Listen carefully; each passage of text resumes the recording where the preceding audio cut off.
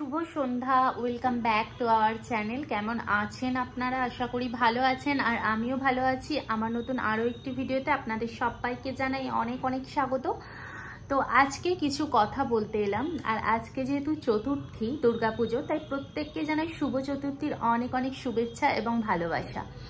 তো কলকাতার সাইডে চতুর্থীর দিন থেকেই ঠাকুর দেখতে যাওয়া স্টার্ট হয়ে যায়। তো আমাদের এখানে তো চতুর্থীর দিন থেকে ঠাকুর দেখে না, ওই সপ্তমী অষ্টমী নবমী এই 3টে দিন থেকেই ঠাকুর দেখে। তো সেই জন্য তবুও চতুর্থীটা যেহেতু আমাদের জীবনে পুজো আরম্ভর প্রথম দিন হয়, তো সেই জন্য আমাদের কাছে একটা স্পেশাল দিন মনে হয়।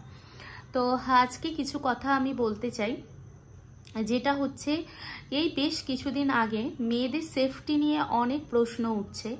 সেটা হচ্ছে আমরা মেয়েরা মানে এমনই একটা সিচুয়েশানে এসে দাঁড়িয়েছি, বাইরে বেরোতে যেতেও পারবো না। বাইরে বেরোতে গেলে একটা মানে থমথমে ভেতর পরিবেশ। কারণ এই কিছুদিন আগেই আরজিগড়ের যে পরিস্থিতিটা ঘটলো, সেটা আমরা দেখেছি। একটা মেয়েকে নৃশংসভাবে হত্যা করা হয়েছে এবং ধর্ষণ করা হয়। তো কালকের একটা খবরে আমি দেখলাম, একটা 10 বছরের ছোট বাচ্চা, তার মধ্যে কি থাকতে পারে?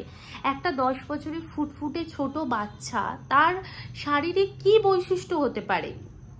তাকে ধর্ষণ করে খুন করে ফেলে দেওয়া হয় কুলতলিতে। মানে এই ঘটনাটা দেখে যারা মেয়ে জন্ম দিতে চাইছে তারাও আসলে ভয় পাবে যে মেয়ে জন্ম দেব কি দেব না। এমন যুগ আসছে, এই যুগেতে মানে 10 বছর তো দূরের কথা, আমার এখন মনে হচ্ছে 2-3 বছরের বাচ্চাকেও এরা ছাড়বে না। একটা পশুকে, এতদিন শুনেছি পশুর সঙ্গে নৃশংসতা করে, এখন দেখছি ছোট ছোট বাচ্চাদের সাথে করে। যারা এইরকম নির্মমভাবে কাজগুলো করে আসলেই তারা সাইকো।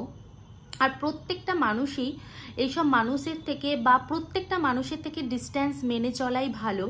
ফ্যামিলিকে আপন করো, বাইরের কাউকে আপন করবার কোনো প্রয়োজন নেই। কারণ বাইরের কাউকে আপন করতে গেলেই একটা জিনিস সেটা হচ্ছে ধর্ষণ, খুন এইসব দেখা যাচ্ছে। আমরা মানুষরা কিভাবে মানুষকে বিশ্বাস করব? একটা 10 বছরের বাচ্চার সঙ্গে যখন এটা হতে পারে, কাল আমি তো বড়, আমার সঙ্গে হবে না তার কোনো গ্যারেন্টি নেই।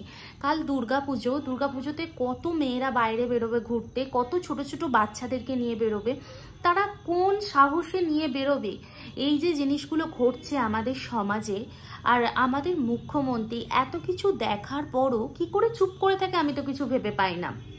আসলে উনি ইচ্ছে করেই কি ওনার পার্টি থেকে সরতে চাইছেন, নাকি ইচ্ছে করেই এইসব করছেন? সত্যিই বোঝা ভারী দায়। কারণ যখন একটা সরকার গঠন হয় তখন বলা হয় একটা ছাদ, একটা দেশের ছাদ বা একটা দেশের বট গাছ। তো সেই বট গাছই যদি শক্ত না হয় তাহলে আমরা প্রত্যেকেই তো মারা যাব। প্রত্যেকের মাথার উপর যখন বট গাছ এসে পড়বে তখন তো আমরা প্রত্যেকেই মারা যাব। সুতরাং এরকম সরকার গঠনের থেকে নেমে যাওয়া অনেক ভালো। আর সব থেকে বড় কথা, আমাদের ওয়েস্ট বেঙ্গল এখন আর ওয়েস্ট বেঙ্গল নেই, এখন এটা হচ্ছে পুরো পাকিস্তান হয়ে গেছে, দ্বিতীয় পাকিস্তান। যেমন পাকিস্তানেদের মেয়ে বউদেরকে ধরে ধরে রেফট করা হয়, ধর্ষণ খুন করা হচ্ছে, এখন ওয়েস্ট বেঙ্গলেও সেই সিচুয়েশন চলে এসেছে। কলিযুগ জানি চলছে, প্রত্যেকটা মানুষের মনোপবিত্ত খারাপ, কিন্তু হলেও এই যে জিনিসগুলো ঘটছে এগুলো কিন্তু সত্যিই খুব খারাপ। আর সত্যি কথা বলতে কি, ওয়েস্ট বেঙ্গল আর ওয়েস্ট বেঙ্গল নেই, পুরো পাকিস্তান হয়ে গেছে। আর এটা সম্পূর্ণ পাকিস্তান করবার মানে জন্য সম্পূর্ণ পার্টি পলিটিক্স এরাই দায়ী।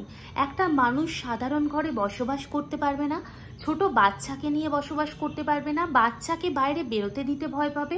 এত কিছু হওয়ার পরও একটা বাচ্চাকে কি করে শিক্ষা দেওয়াবে বলো? তাকে স্কুলে কিভাবে পাঠাবে? স্কুলে গেলেও সেখানে সে ধর্ষিত হতে পারে, বা টিউশনে গেলে সেখানেও ধর্ষিত হতে পারে। একটা সামান্য যদি একটা বাচ্চা দূর থেকে গিয়ে একটা কিছু চকলেট কিনতে যায় তাতেও একটা সমস্যা।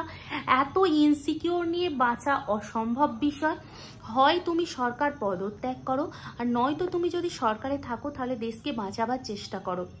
আমি এই করব, সেই করব, ওই করব, শুধুমাত্র মুখের বলা না করে সেটা যদি কাজে করে দেখাও, আমরা দেশবাসীরা অনেক সন্তুষ্ট হই। আর সত্যি এই 10 বছরের ছোট বাচ্চাটার সঙ্গে যে নির্মম ঘটনাটা ঘটেছে, আমি তো খুবই দুঃখিত। এবং সত্যি কথা বলতে কি, আমার মাথায় এইটুখানি ঢুকছে না, যেখানে একটা বড় মেয়ে সহ্য করতে পারেনি, ওই বাচ্চাটার কতটা যন্ত্রণা হয়েছে, কতটা কষ্ট হয়েছে, ও কতটা কষ্ট অনুভব করেছে, সেটাই আমি এখন ফিল করছি এবং বুঝছি। দুর্গাপুজো আমাদের আর মানানোই এবছর উচিত না, কারণ যে পরিমাণে আমাদের ঘরের দেবীদেরকে এইভাবে ধর্ষিত হতে হচ্ছে, প্রত্যেকটা দুর্গাপুজো বন্ধ করে দেওয়াই ভালো বলে আমি মনে করি। যাই হোক, আমি আমার মতামতটা জানিয়েছি, তোমরা অবশ্যই তোমাদের মতামতটা জানিও।